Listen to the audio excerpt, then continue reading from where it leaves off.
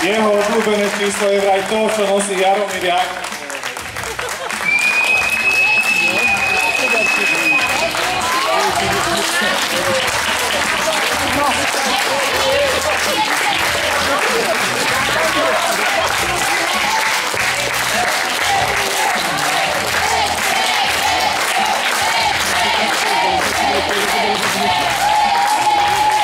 Ďakujeme veľmi pekne a chcel by som ešte niekomu dneska poďakovať. Ďakujem vám všetkým. My dneska ešte nekončíme, ešte máme bohatý program. K tomu sa dostanem za chvíľu. Ale chcel by som poďakovať jednej dáme za to, že ma dostala sem do volejbalu. Za to, že vychovala kopec skvelých hráčok, nielen na ihrisku, ale aj mimo neho. Za to, že ich stále ešte vychováva.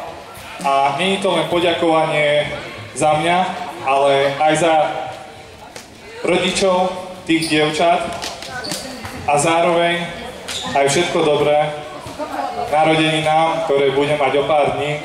Viem, že dopredu sa veľmi neblahoželá, ale je to jediná možná príležitosť, taktiež aj za kolegov z klubu a proste za všetkých, čo spolupracujeme skoro na dennodennej báze.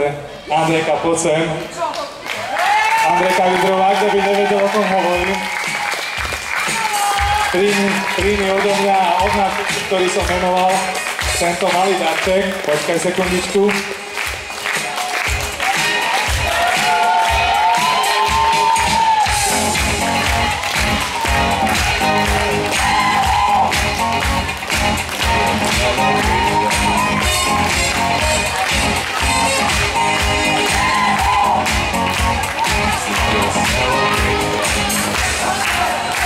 Takže viem, že tu je teplo, klíma tu není, kebyže zapneme vzduchotechniku, tak ten vzduch teplý z hora zíde dole a bolo by tu ešte raz tak teplejšie.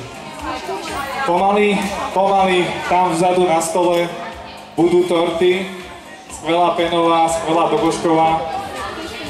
O 8:30 príde kapela Dynastia a predtým ešte tu bude húrka, klobása, guláš. Takže dúfam, že sa bavíte a budeme pokračovať ďalej.